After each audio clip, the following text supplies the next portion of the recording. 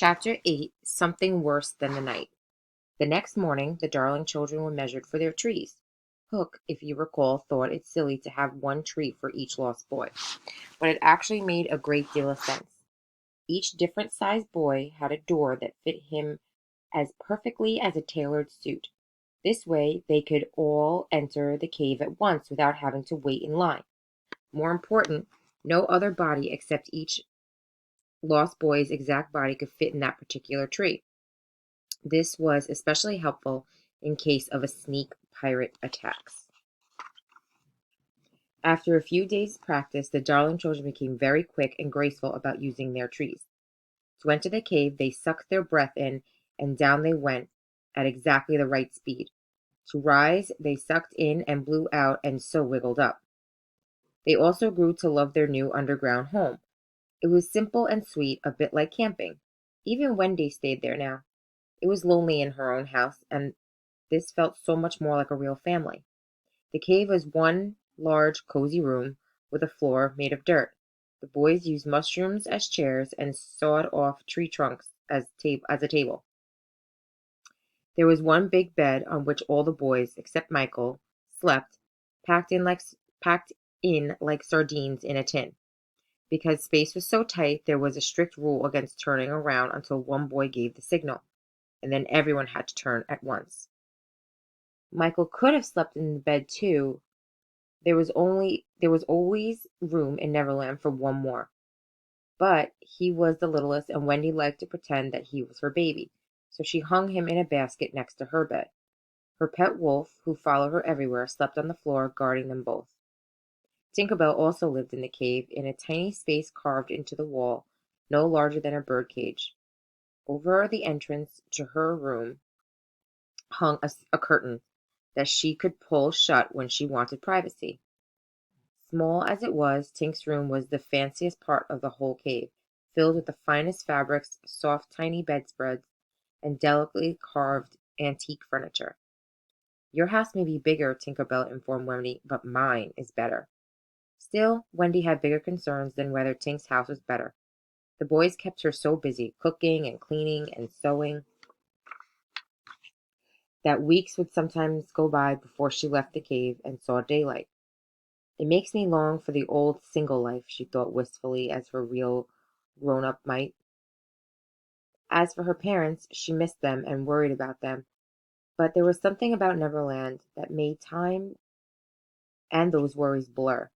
Somehow she was confident that the bedroom window at her parents' arms would always remain open for her to fly back into. What did disturb Wendy, however, was the fact that John was starting to forget their parents, and Michael had already forgotten them entirely. He was actually taught she was he actually thought she was his real mother. To fix this, Wendy set up a little school with their old life as the subject instead of spelling or math. The other boys wanted to go to school too, so she let them sit in. Of course, they always failed the quizzes, especially the ones with hard questions like what color are mother's eyes? How did we spend last Christmas? And describe father's laugh. Peter never came to school or took a quiz. He said it was because he despised mothers and holidays and even sometimes laughs.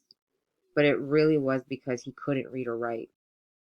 While the other boys were in school, Peter would go off alone.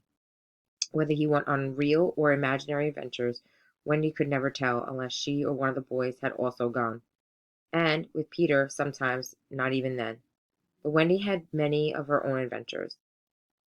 Which such tale would you like to hear? The night attack by the Indians on the underground cave, when a few of them got stuck in a hollow tree like fat Santas in chimneys? Or perhaps the time Peter saved Tiger Lily's life in the Mermaid Lagoon and made her a lifelong friend.